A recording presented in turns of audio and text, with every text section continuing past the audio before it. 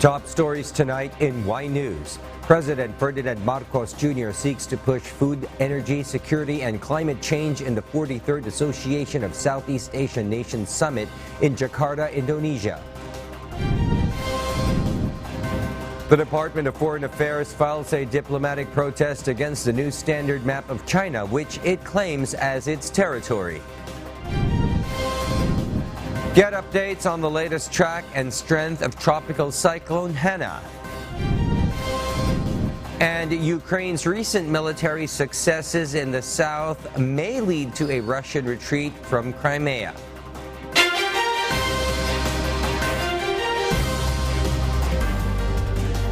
Good evening, Philippines and the world. Today is Thursday, August 31st, 2023. Join us in the next hour as we deliver today's top stories around the Philippines and in other parts of the world. We are also seen in 1,935 satellite monitoring centers nationwide and via live streaming worldwide through the UNTV News and Rescue social media channels. I am William Teo.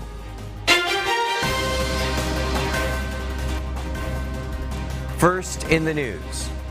Barangay Lipay and Nalasin have been isolated for 2 days in the town of Solsona, Ilocos Norte after the impact of Typhoon Goring. Despite having received family food packs from the local government and other donations, they reportedly won't be sufficient to last for several days unless the bridge is repaired and the flooding in their area subsides. Alan Manansala explains why.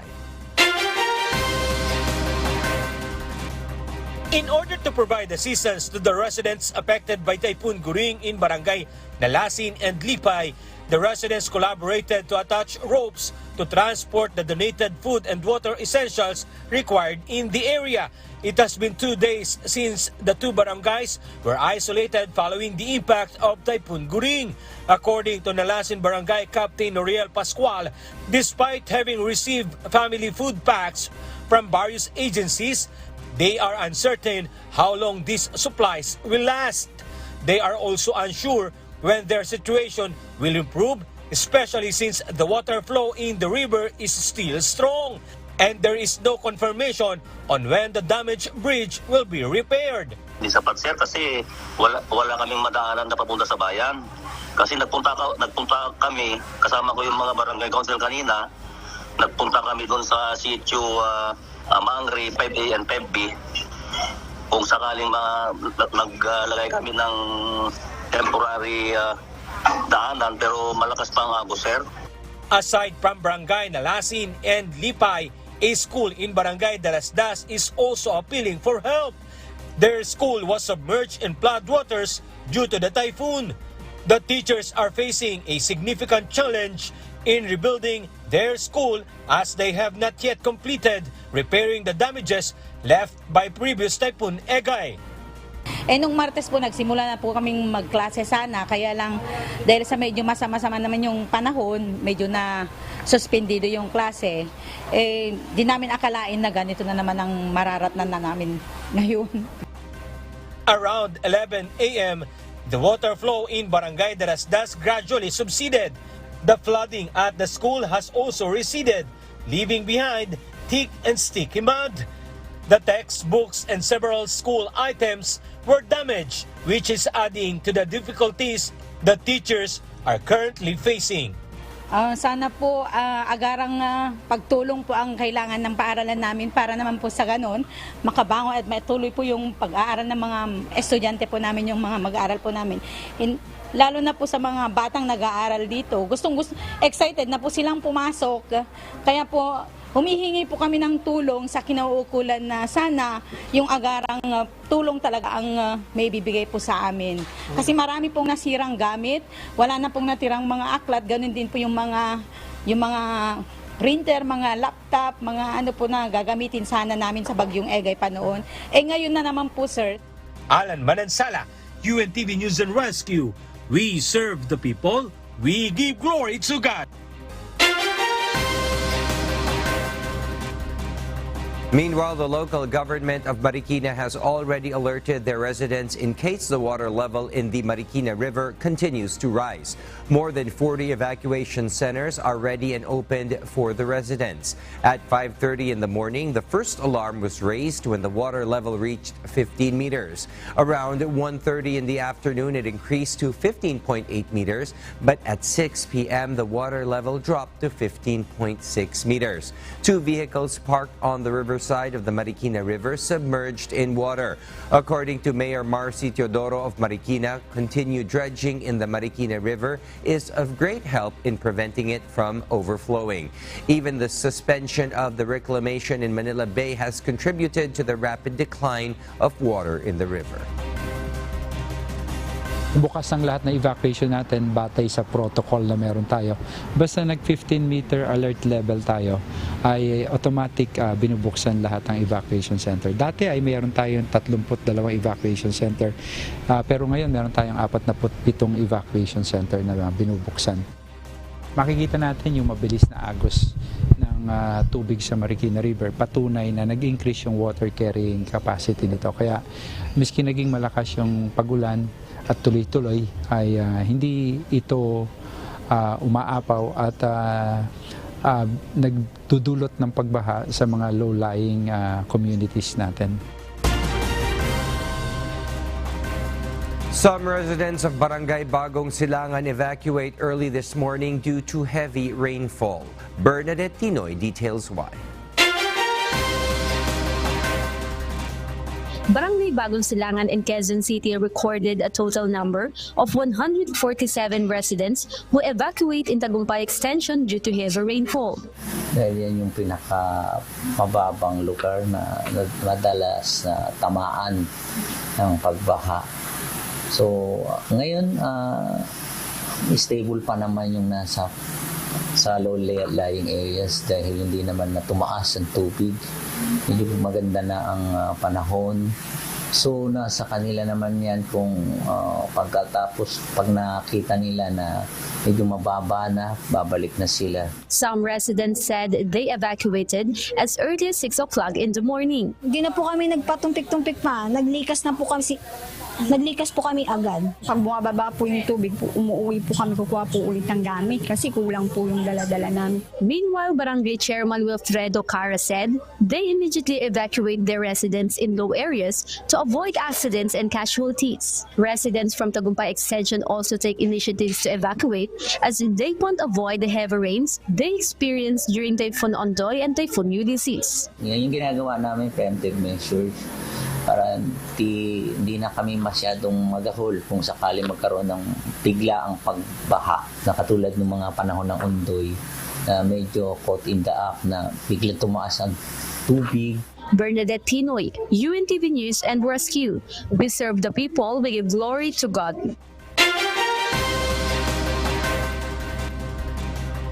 President Ferdinand Marcos Jr. is set to leave the country to attend the 43rd Association of Southeast Asian Nations Summit in Jakarta. Foreign Affairs Assistant Secretary Daniel Espiritu said ASEAN leaders are anticipated to produce more than 90 target documents tackling a variety of topics in September meetings. Nel Maribuhok reports. President Ferdinand Marcos Jr. will continue to uphold and promote the Philippines' interest in the Association of Southeast Asian Nations when he attends the 43rd Summit of the Regional Bloc in Jakarta, Indonesia next week. According to Foreign Affairs Assistant Secretary Daniel Espiritu, the President will continue to uphold and exercise freedom of navigation and overflight to the West Philippine Sea in accordance with international law. The President will continue to promote a rules-based international order, including the 92 UNCLOS, especially in the South China Sea. PBBM will also push for efforts in protecting migrant workers in crisis situation and human trafficking.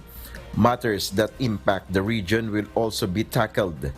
So we'll be focusing on food security and energy security, of course, post-pandemic transformation, and then the digital economy and the e-commerce and the creative industries, MSMEs, and of course, protection of migrant workers. The DFA official said to date over 90 outcome documents are being targeted to be issued, adopted, or noted during the summits. Aside from attending the summit, the President will have bilateral meetings with other ASEAN leaders and other world leaders who will be present during the summit. Nel Maribuhok, UNTV News and Rescue, we serve the people, we give glory to God.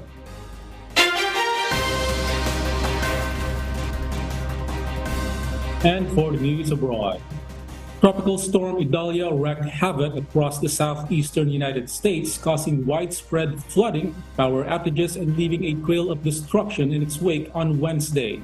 As the storm transitioned from hurricane to tropical storm, it unleashed torrential rains and powerful winds, resulting in significant impacts in multiple states. Paul Gatchalian will give us the details live. Yes, Paul, good evening. Good evening, Joselito. In Florida, the storm initial strike left communities grappling with floodwaters and power losses as Crystal River saw water recede to reveal catastrophic damage. In coastal areas in Pasco County, just north of Tampa, approximately 6,000 homes are submerged. As Idalia moved through South Carolina, it triggered a surge in water levels at the Charleston Harbor, reaching the 5th highest recorded level, causing the National Weather Service to issue urgent warnings about the risk of coastal inundation, urging residents to avoid floodwaters and beach areas. On top of this, tornado threats added to the turmoil, causing property damage and minor injuries in coastal regions of South and North Carolina, which power outages emerged as a major issue, affecting nearly 500,000 customers across Georgia, Florida, and South Carolina. Tragically, Idalia's fury resulted in several fatalities, including weather-related car crash in both Florida and Georgia, as the storm's ferocious winds, flooding, and surges prompted evacuation orders and rescue missions in numerous areas. Meanwhile, President Joe Biden pledged support to the affected states, acknowledging the intensifying impact of climate-related events. However, the daunting scale of damage has left communities facing road destruction and disrupted utilities. Back to you, Joselito. Thank you, Paul. Ukraine's recent military successes in the south may lead to a Russian retreat from Crimea, according to Foreign Minister Dmytro Kuleba. The liberation of Robotyne, a strategic village in Zaporizhia region, has made this potential shift possible.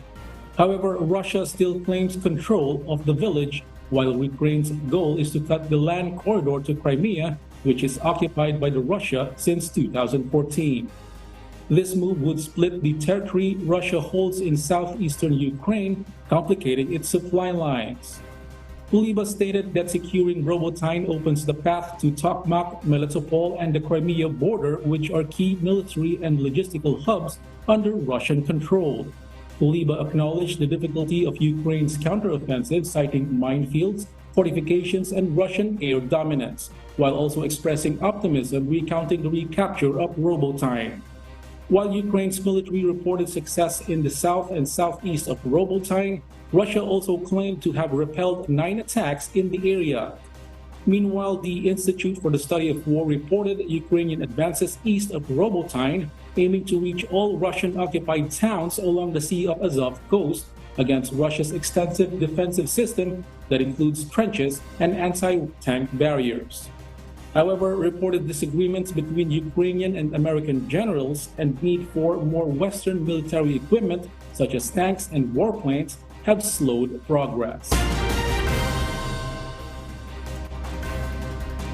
After the Central African States Election Board declared President Ali Bongo had won a third term, military personnel in oil-producing Gabon claimed to have taken over on Wednesday, putting Bongo under house arrest and appointing a new leader. Jane Robles will tell us why. After the Central African States Election Board declared President Ali Bongo had won a third term, military personnel in oil-producing Gabon claimed to have taken over on Wednesday, putting Bongo under house arrest and appointing a new leader. The officers who said they represented the armed forces declared on television that the election results were cancelled, borders closed, and state institutions were abolished, threatening the family's half-century rule over the Central African nation. According to another televised address, generals met within hours to decide who would be in charge of the transition and unanimously agreed to choose General Brice Oligui Nguema, former chief of the Presidential Guard.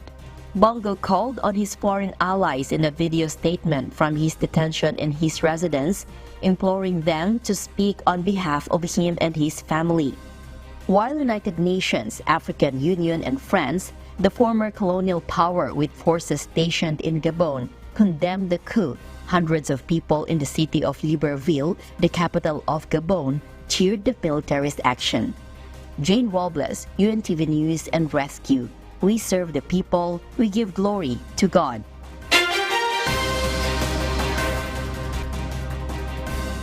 We'll share more global stories with you later, but for now, back to you, William. Thank you, Joselito. For those watching our live streaming on YouTube, please click the subscribe button you see on your screen and ring the bell for notification. You may also follow us on Facebook. The Philippines rejects the new version of China's so-called standard map, which shows its sweeping claims across the South China Sea, including a large part of the West Philippine Sea. Harleen Delgado will tell us why. The Department of Foreign Affairs files a diplomatic protest against the new standard map of China, which it claims as its territory. China released its 2023 edition of its standard map, showing its 10-line claim across the South China Sea, which include a huge part of the West Philippine Sea. The DFA says China's map has no basis under the international law, particularly the United Nations Convention on the Law of the Sea, or UNCLOS. It calls on China to act responsibly and abide by its obligations under UNCLOS and the 2016 arbitral ruling. Suffice it to say that we already protested against that. Definitely, we're not in favor of that. We reject that, and we continue to promote a peaceful settlement of disputes in that regard. Meanwhile, several senators also slammed the newest claim of China. Senate Deputy Minority Leader Risa Hontiveros calls China as delusional, saying that the new 10-line map is a desperate attempt of China to assert lies and propaganda.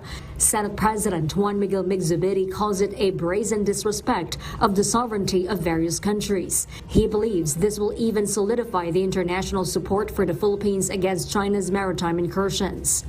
Mas maraming bansa nang susuporta sa stand ng Pilipinas to condemn and to appeal to China not to follow that ridiculous 10-9. Zubiri also made a commitment to pass the proposed Maritime Zones Bill before the year ends. Unahin natin yung Maritime Zone Bill kasi yung 10-line papunta na ng Batanes. Para makita talaga yung hangganan ng ating karagatan, hindi lamang yung exclusive economic zone, yung continental shelf natin. For Senator Francis Cheese Escudero, the country should stop being affected by China's statements and should not allow China to dictate the tempo on the issue. Senate Minority Leader Aquilino Coco Pimentel also shares the same sentiment.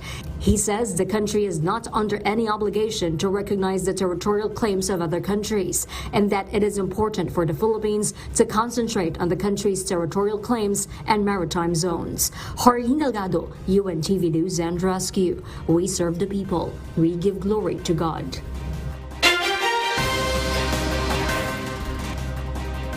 The Commission on Elections, or COMELEC, is optimistic that there will be a successful conduct of the Barangay and Sangguniang Kabataan elections, or BSKE, in the Bangsamoro region. Dante Amento tells us why.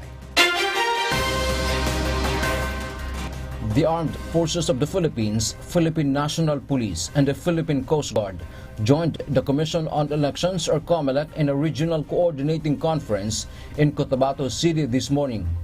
Security preparations and possible threats for the upcoming Barangay and Sangguniang Kabataan elections, or BSKE, in the Bangsamoro Autonomous Region in Muslim Mindanao, or BERMM, were discussed. Authorities assure full support for the orderly, credible, and peaceful elections in the Bangsamoro. we need to change the perception of the region na magulo pagdating ng election. So it's up to us now to really show our country, our countrymen, that peace can be attained here. We have commitment from 6ID muna that there will be an additional battalion coming from other regions na ilalagay dito. So yun yung importante, ma-cover natin yung personal requirement.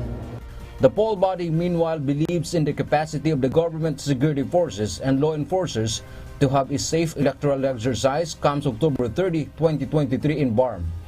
As of this time, wala pa rin nagbabago sa paniniwala natin na magiging maayos ang halalan dito sa Bangsamoro. Hindi kasi election-related yung mga kaguluhan. Meron dyan na maril, may rido kasi. O kung hindi man, may personal na away doon sa isang kandidato. Nagkataon naman na kandidato yung apektado. The Philippine Army appealed to the residents in Bangsamoro to report the alleged presence of local communist groups and private armed groups in the area.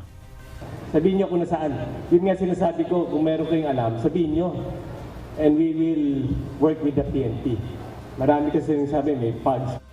Lastly, the authorities challenged the Bangsamoro people to prove that they wanted peaceful elections by rendering their cooperations with government authorities. Dante Amento, UNTV, News and Rescue. We serve the people. We give glory to God.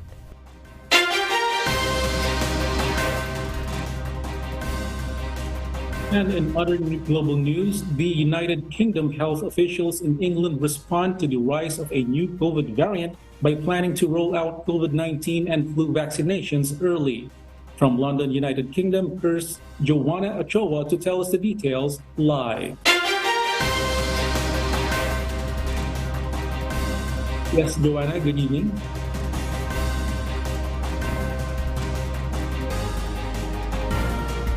COVID-19 will be distributed in England earlier than originally planned to protect citizens against the recently discovered COVID-19 variant.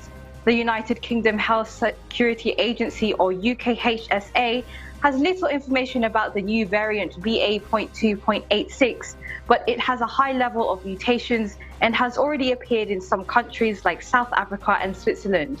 Although it is not yet classified as a variant of concern, it is believed that offering the vaccines early will protect those who are at great risk of severe illness. By implementing this, it is also hoped that there will be less impact on the National Health Service. However, this plan is of short notice and has therefore confused the pharmaceuticals trying to make plans. Director of the Royal Pharmaceutical Society, Tassi Operatu, argues that the government must plan ahead more decisively next year to avoid such uncertainty. Several groups have been advised by the UK's vaccine experts to receive the COVID-19 vaccine this autumn. This includes all adults aged 65 and over, frontline health and social care workers, and immunosuppressed people along with their household aged 12 to 65. Chief Executive of the UKHSA, Dame Jenny Harries, assures that they will continue to monitor BA.2.86 variant and advise the government and the public as more information is learned. Meanwhile, the Health Department plans to vaccinate as many eligible people as possible by the 31st of October. Joselito? Thank you, Joanna, reporting live from London, United Kingdom.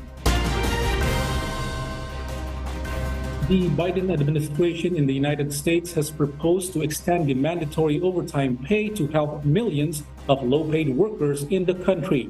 R.K. Liorca will tell us why.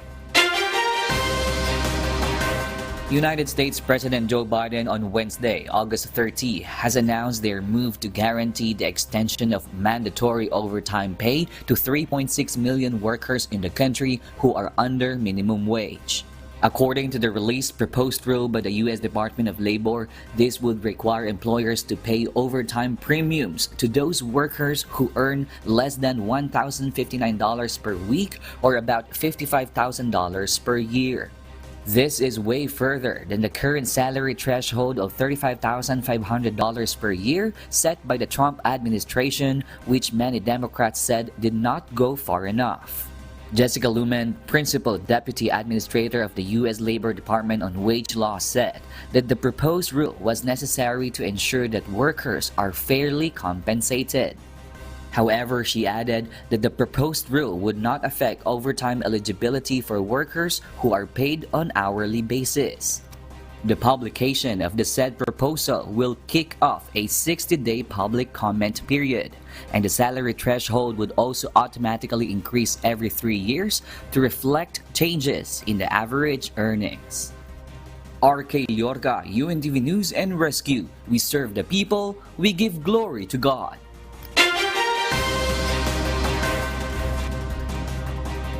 And those are the reasons behind the news in other parts of the globe. I am Joselito Liquido, live from Malaysia. Good evening. Most parts of the western section of Luzon and Visayas experienced rain throughout the day. The Philippine Weather Bureau Pag-asa said that this is due to the enhancement of the southwest monsoon by tropical cyclones. One of them is the former typhoon Goring, which is now outside the Philippine Area of Responsibility or PAR. The other one is severe tropical storm Hana, located at 1,045 kilometers east of extreme northern Luzon. It is forecasted not to directly affect the country, but it will continue to influence the southwest monsoon. It may also intensify into a typhoon in the coming days. Tomorrow, rainfall is expected in Zambales, Bataan, Occidental Mindoro, Metro Manila, the Ilocos region, Abra, Benguet, Tarlac, Nueva Ecija, Pampanga, Bulacan, Rizal, Cavite, and the Calamian Islands. With the non-stop rains brought by the southwest monsoon, areas in Metro Manila have experienced flooding, which has resulted in traffic congestion and stranded passengers. This has prompted local government units to offer libreng sakay or free rides to affected residents and commuters. Gladys Tawabi details why. As early as 5:44 in the morning, the Philippine Weather Bureau Pag-asa raised an orange rainfall warning for the entire Metro Manila. The non-stop rains brought by the southwest monsoon have caused inconvenience for many, including traffic congestion and difficulties in finding transportation. Munti ka na po. Dahil sa bala, sa baha, ganun. Actually, papunta akong Makati. Wala akong masakyan. Laging puno yung bus, saka mga jeep. Nakita ko yung patrol. Edward is one of the passengers who struggled to find transportation in España, Manila City, almost causing him to miss work. He said he waited nearly 2 hours for a ride, but fortunately the local government initiated libreng sakay or free rides. Apart from the traffic, several vehicles also broke down due to flooding. Ang dalo ng trapiko natin, nagsimula to ng alas 7 or alas 8 onward. Ganito na po siya, gawa ng malakas yung ulan natin. Kaya yung traffic po natin, papunta po ng Quiapo, talagang tukot-tukot po siya. Talaga pong traffic, parang dagat po kanina to at may mga nasiraan po na sasakyan. Meanwhile, according to a report from the Valenzuela City Command, Control and Communication Center, they announced that there were still flooded areas along parts of MacArthur Highway. The same situation was observed at the bypass, where the water level reached 16 to 18 inches. The city government also provided free rides for residents and stranded passengers. Gladys Tawabi, UNTV News and Rescue. We serve the people, we give glory to God.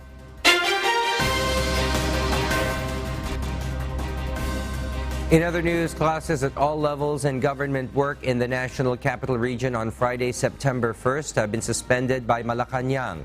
Based on Memorandum Circular Number 30, the suspension of work and classes is due to the continuous rainfall brought by the southwest monsoon and super typhoons Goring and Hana. The suspension of work for private companies and offices is left to the discretion of their respective heads. Several days have passed since the resumption of classes, but until now, the students from 2 schools in Kalumpit, Bulacan still cannot attend. Their schools have been submerged in floodwaters for almost a week. If this continues, the teachers may have to resort to modular learning temporarily to ensure that the students' education is not affected. Nestor Torres will tell us why. The two schools in Kalumpit, Bulacan have turned into what seems like an ocean due to flooding caused by the high tide accompanied by several days of rain from the southwest monsoon. At Calison Elementary School, the flood waters have risen above knee level in 10 of its classrooms, leading to the cancellations of classes today. Because tomorrow is expected to bring more floodings, classes for tomorrow have also been cancelled. In light of this situation and the anticipation of continued flooding, the teachers have prepared modular learning materials for their students, even though face-to-face classes may not be possible for now. Dahil nga po sa high tide, nagkaroon po ng matubig ang mga classrooms. Kaya po nag-implement po kami ng alternative delivery mode. So modular po muna yung mga bata ngayon. At kung patuloy pa rin po, kung same level pa rin po ang high tide hanggang bukas, ganun pa rin po, modular pa rin po ang mga bata. A similar situation is seen at Santa Lucia Elementary School in the same town, where floodwaters have reached high level inside 15 classrooms, including the entire compound. Flooding is also present at Santa Lucia National High School, leading to classes cancellations today. Nakabase na po kanina, papasok na po ng school and then nag-class suspended po. Sa loob po ng mga school, hanggang 15 na po yung kaya po umuwi na lang po ako. If the flooding continues, the school administration have decided to implement modular learning to ensure that the students' education is not compromised. Nestor Torres, UNTV News and Rescue. We serve the people. We give glory to God.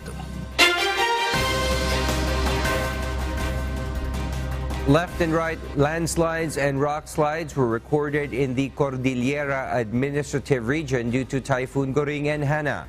Due to road closures caused by the typhoon, the government is doubling its efforts to fast-track the reopening of roads in typhoon-affected areas in Abra and Mountain Province. Grace Flores will tell us why.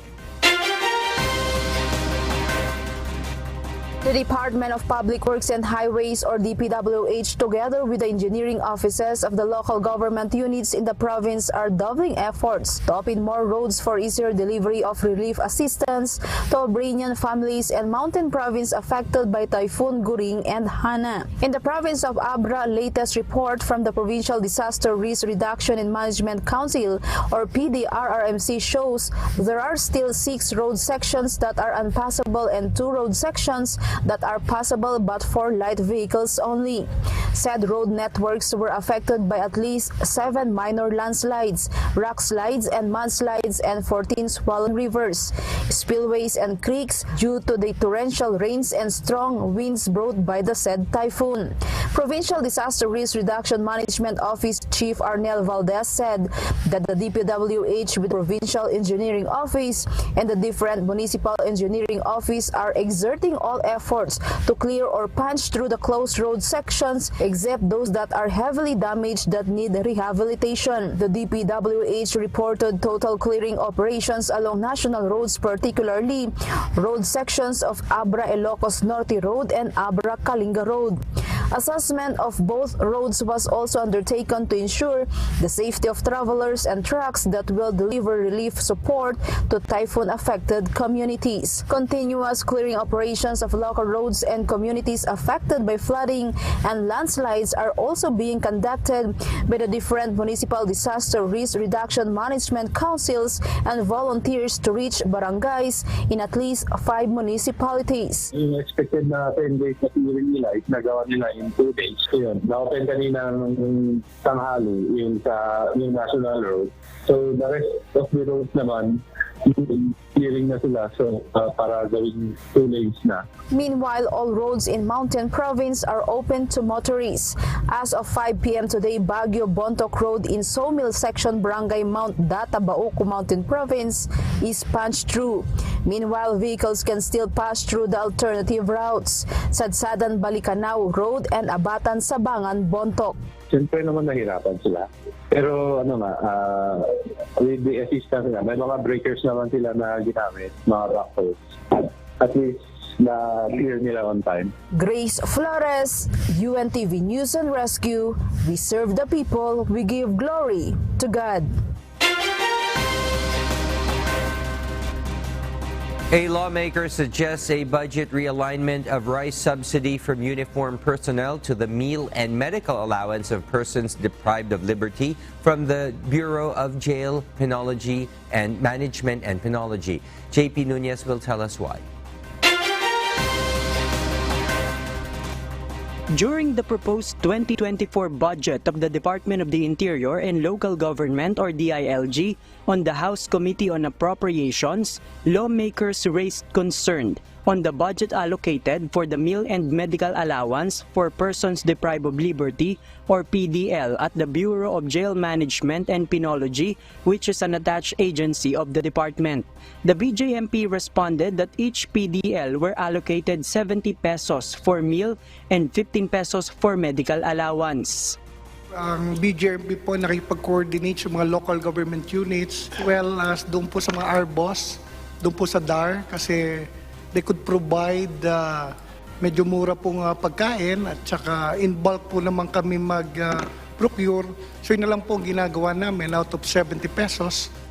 Some of the lawmakers expressed that the budget for PDL should be increased. Zamboanga Sibugay 1st District Representative Wilter Palma suggested that the budget of the uniformed personnel for rice meal allowance should be realigned to PDLs. It was the allowance equivalent to 20 kilos of rice that are given to uniformed personnel from Philippine National Police, Bureau of Fire Protection, and Bureau of Jail Management and Penology. Donate this to the PDL. Imagine 70 pesos per day ang subsistence nila. Realign this for additional subsistence of our PDL. The leadership of the PNP leaves the decision to the lower house, but the BFP and DILG Secretary Benher Abalos agreed. Sir, just answer me, are you willing to realign your rice subsidy for the sake of the PDL? Yes, sir. All right, thank you. Mr. Secretary? Thank you. DILG and its attached agency proposed 262 billion pesos for 2024, which is 2.6% higher than the 254 billion pesos for this year. JP Nunez, UNTV, News and Rescue. We serve the people, we give glory to God. Our Kasangbahay, as the world faces these trying times amid the various challenges and uncertainties, we are inviting everyone to join the Global Prayer for Humanity from Monday to Friday, 9:30 p.m. Philippine time through the social media accounts of the Members Church of God International.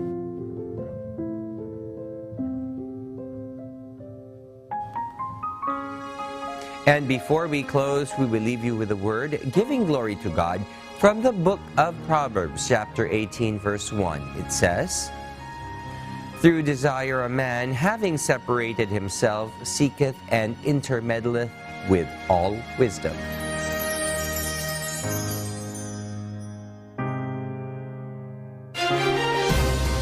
And those are the reasons behind the news, August 31, 2023. Reasons we deliver to you as they unfold. And because we need to know, we will always ask why. I am William Theo. We serve the people. We give glory to God.